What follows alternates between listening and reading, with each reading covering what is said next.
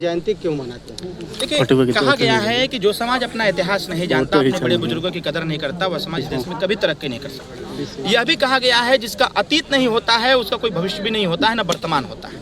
कहीं न कहीं देश के इतिहासकारों ने महाराजा सुहेलदेव राजभर जी का इतिहास कहीं न कहीं उनको इतिहास के पन्नों से गायब कर दिया था।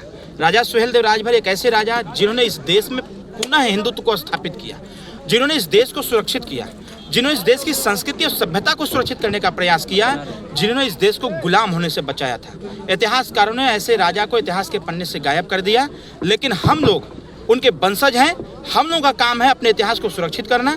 उसी इतिहास को सुरक्षित करने के लिए लगातार जनमानस में राजा सुहेलदेव राजभर जी को लेकर के चर्चा की जाती है।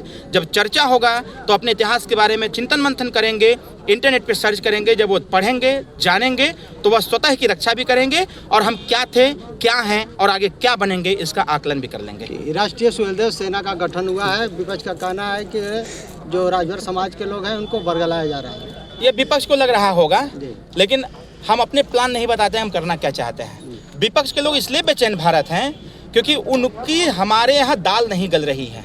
वो बार बार नेगेटिव टिप्पणी कर रहे हैं, तो उससे हमको कोई मतलब नहीं है। राष्ट्रीय सुहेलदेव सेना हमारी मजबूत है, वो चल भी रही है।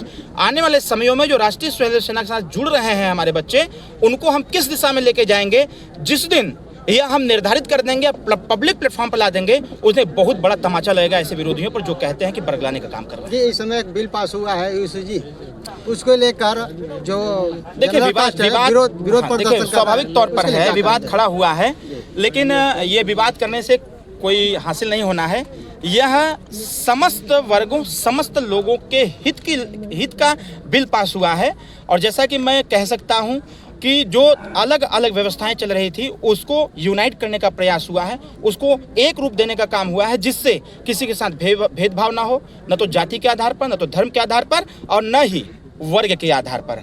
तो मेरे हिसाब से इस बिल का समर्थन होना चाहिए, बल्कि जो लोग विरोध कर रहे हैं आने वाले समयों में कुछ संशोधन उसमें सभी वर्गों को किस तरह से फायदा होगा इस 100%। तमाम जैसे यूजीसी है वो तमाम तरह की व्यवस्थाएं चलाती हैं, अलग अलग चीज़ें हैं। तो मेरे हिसाब से जिस प्रकार की व्यवस्था बनी हुई है कि जैसे विश्वविद्यालयों को लेकर के, डिग्री कॉलेज को लेकर के, और जो सिलेबस उसके होते हैं और उसकी जो आरक्षण प्रक्रिया है, आरक्षण प्रणाली है, उसमें भी कहीं ना कहीं विसंगति थी।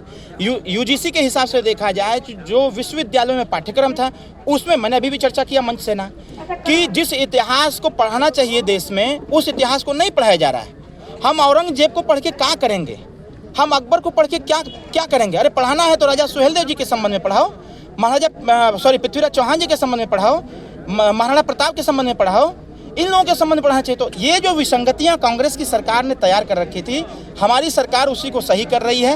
आने वाले समयों में जो थोड़ी थोड़ी विसंगतियां भी रह गई हैं उसको भी दुरुस्त कर लेंगे, विरोधाभास खत्म हो जाएगा।